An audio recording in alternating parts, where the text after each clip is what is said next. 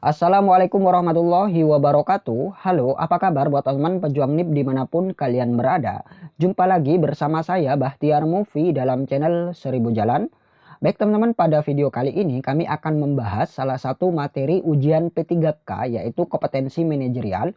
Dan juga kami akan memberikan beberapa tips dan juga trik dalam mengerjakan soal-soal kompetensi manajerial ini.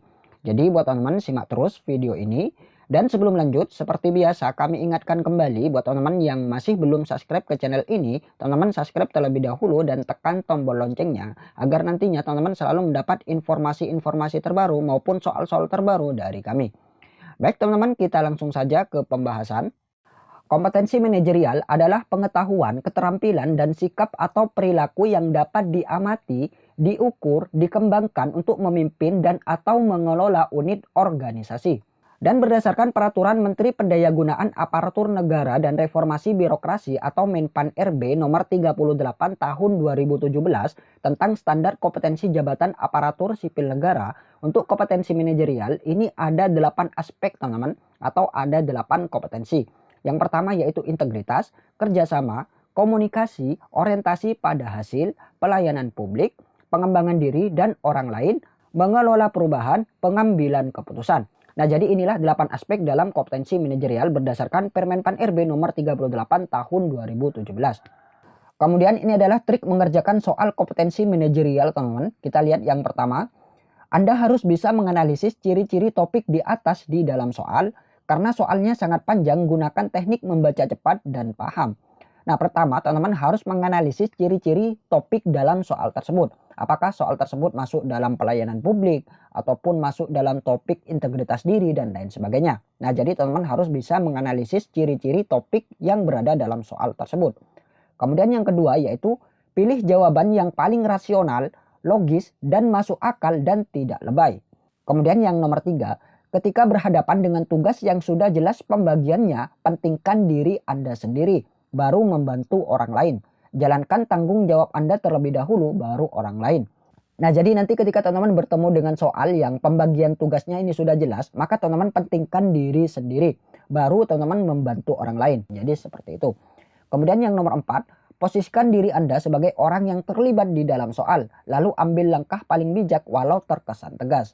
Kemudian yang nomor 5, selalu ikut dengan aturan yang berlaku di ruang lingkup lingkungan Anda. Kemudian yang nomor 6, jangan pernah mengabaikan tanggung jawab Anda, apapun alasannya, selama hal tersebut tanggung jawab Anda. Nah, jadi teman-teman jangan pernah mengabaikan tugas yang sudah menjadi tanggung jawabnya, apapun alasannya, karena itu merupakan tanggung jawab Anda. Kemudian yang nomor 7, ketika berada di lingkungan masyarakat, orientasi pada masyarakat. Ketika di lingkungan kerja, fokus pada tanggung jawab Anda. Kemudian yang nomor 8, utamakan jawaban yang ada actionnya. Kemudian yang nomor 9, semua option sangat mirip dan hampir bagus semua. Jadi Anda dituntun untuk menganalisis option terbaik dan mengambil kesimpulan yang paling bijak sesuai dengan permasalahan yang ada di dalam soal.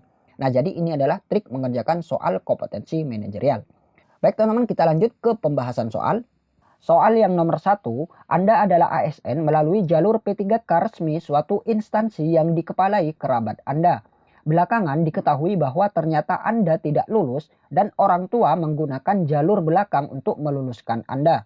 Padahal selama ini Anda selalu aktif memerangi korupsi, kolusi, dan nepotisme di perusahaan kementerian Anda. Sikap Anda yang A, menyesali perbuatan dengan bersedekah membantu korban bencana dan aktif di organisasi kemanusiaan. Yang B, menasehati orang tua dan melaporkan pada pihak yang berwenang.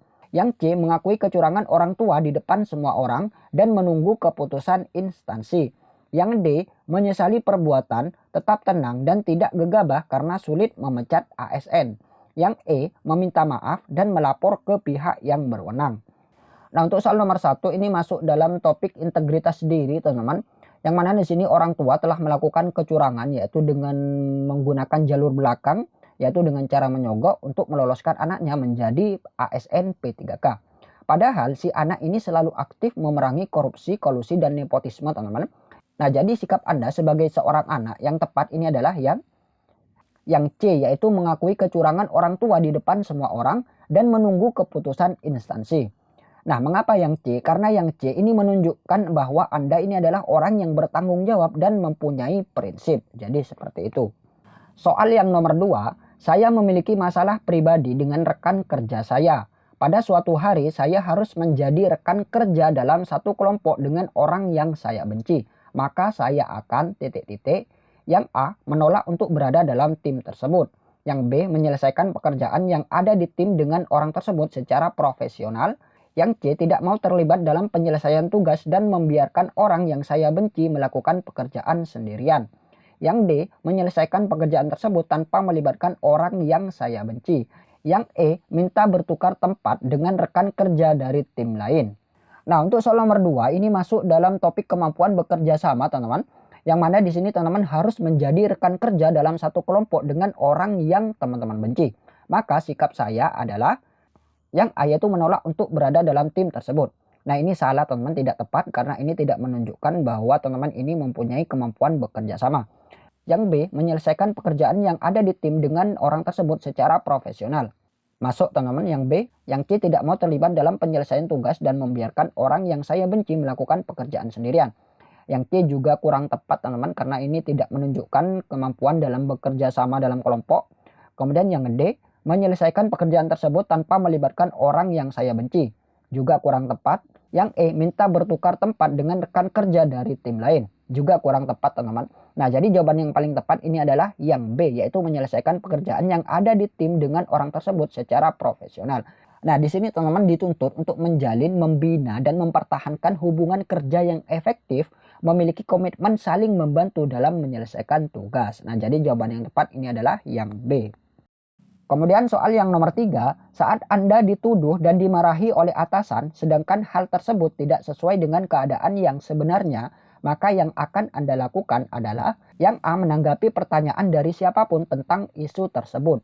Yang B, saya akan berusaha menemukan penyebar isu itu dan membuat perhitungan dengannya. Yang C, saya akan membiarkannya karena nanti juga akan hilang dengan sendirinya. Yang D, berusaha menjelaskan keadaan yang sebenarnya. Yang E meminta pertimbangan teman dekat saya. Nah, untuk soal nomor 3 ini masuk dalam topik komunikasi teman-teman. Yang mana di sini teman-teman dituduh dan dimarahi oleh atasan. Padahal teman-teman tidak melakukan tindakan sesuai dengan yang dituduhkan tersebut. Maka sikap yang akan Anda lakukan adalah, kita lihat yang A teman-teman, menanggapi pertanyaan dari siapapun tentang isu tersebut. Yang A ini tidak perlu teman-teman. Jadi teman-teman tidak perlu menanggapi pertanyaan dari siapapun. Jadi kurang tepat yang A.